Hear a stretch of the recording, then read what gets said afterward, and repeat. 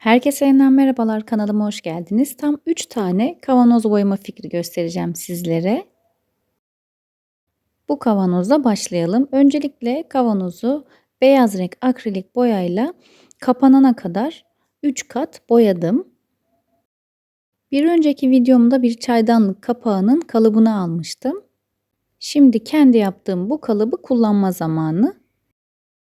Taş tozu kullandım. Karışım kuruduktan sonra kalıptan çıkardım ve kavanoz kapağının üzerine hızlı yapıştırıcı ile yapıştırdım.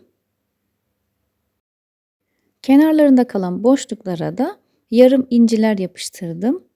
Boyadıktan sonra kapağın orijinal deseniymiş gibi görünecek. Kapağın çevresini incilerle çevreledikten sonra kavanozu boyadım. Beyaz renk boyayla boyadım. Peçete tekniği uygulayacağım. Bu gördüğünüz peçetenin desenlerini keserek ayırdım. Ve tutkalla kavanozun her yerine yapıştırdım. Ben dekopaj tutkalıyla yapıştırdım. Peçete tutkalıyla da yapıştırabilirsiniz.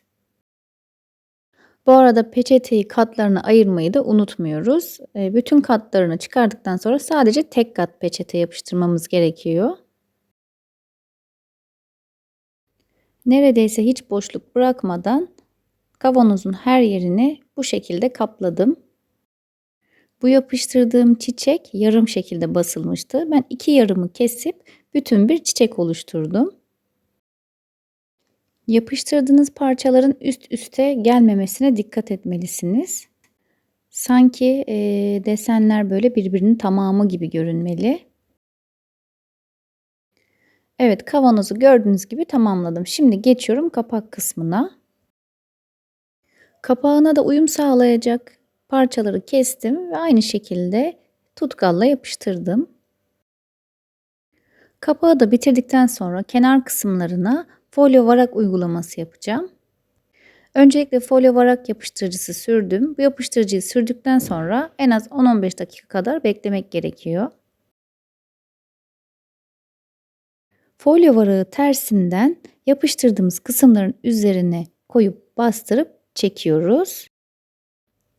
Ve metalik rengin yapıştırdığımız kısımlarda kalmasını sağlıyoruz.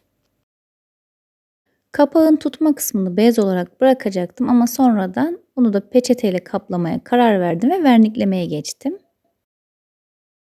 Su bazlı vernikle vernikledim. Ben burada bir kat vernikleme gösteriyorum ama bu tarz ürünlerde birer gün bekleyerek 3 kat vernik sürmek gerekiyor.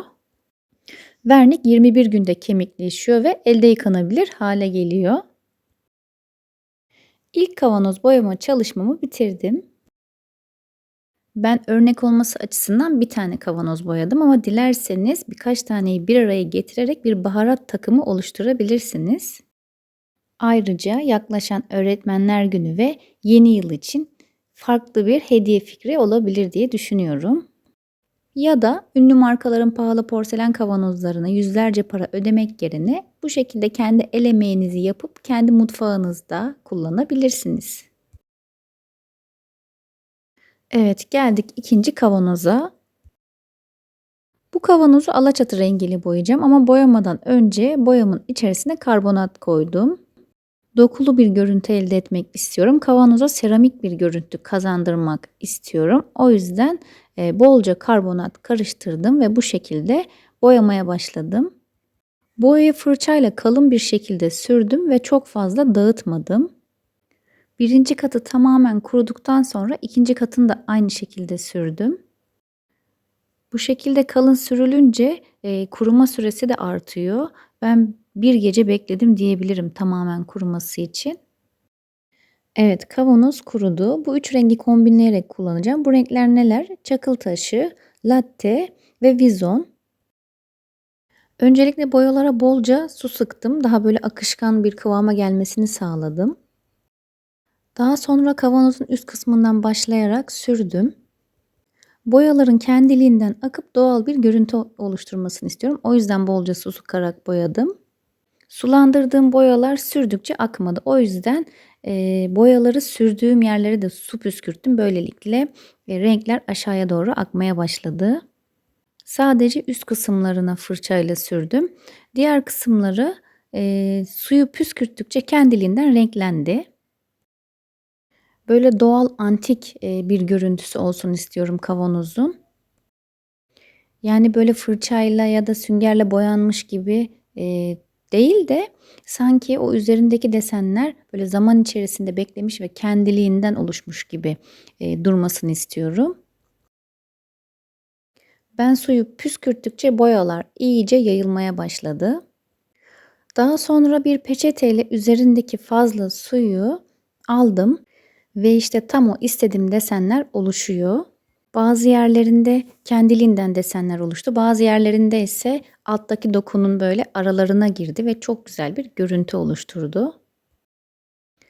Kuruduktan sonra zemini boyadığım alaçatı rengini fırçama çok az miktarda aldım ve aşağıya doğru süpürerek ışıklandırma yaptım. Bu yaptığım dokunun daha çok ön plana çıkmasını sağladı.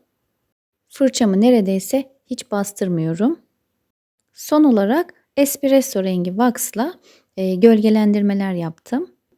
Gölgelendirmeyi sadece alt kısmına yaptım. Diğer yerlere gerek yoktu.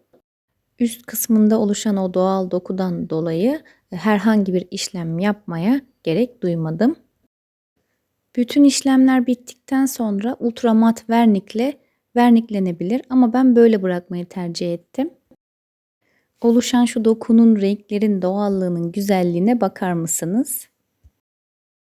Sanki böyle yıllar öncesinden kalan antika bir küp gibi oldu. Bu doğal dokuları elde etmek için kullandığım yöntemimi nasıl buldunuz? Yorumlarınızı bekliyorum. Evinizde farklı şekillerde olan böyle kavanozlar ve şişeler varsa bu yöntemle boyayıp güzel bir takım oluşturabilirsiniz. Ayrıca aynı teknikle farklı renkleri de kombinleyerek boyayabilirsiniz. Geldik üçüncü ve son kavanoza. Yine bir önceki videomda bir kolonya kapağının kalıbını almıştım. Bu şekli de o kendi yaptığım kalıpla elde ettim ve kapağın üst kısmına yapıştırdım. Kavanozu yine alaçatı rengine boyadım. 2 kat boyamam yeterli oldu. Bir önceki videolarımda detaylı bir şekilde gösterdiğim için bu kısmını çok fazla uzatma gereği duymadım. Kapağını da önce bir kat alaçatıya, daha sonra Osmanlı kırmızıya boyadım. Kırmızı renk boyaların kapatıcılığı sanılanın aksine çok zor oluyor. O yüzden en az bir kat astar atmalısınız. Bu ev desenlerini Pinterest'te gördüm. Daha sonra A4 kağıdına renkli çıktı aldım ve kenar kısımlarından keserek hazırladım. Dekopaj tutkalıyla kavanoza yapıştırdım. Kullandığım normal A4 kağıdı. Benim evde yazıcım olduğu için kendim kolay bir şekilde istediğim desenleri yazdırabiliyorum. Beğendiğiniz resimleri telefonunuza indirin. Kırtasiyede de aynı şekilde benim yaptığım gibi renkli çıktısını alabilirsiniz.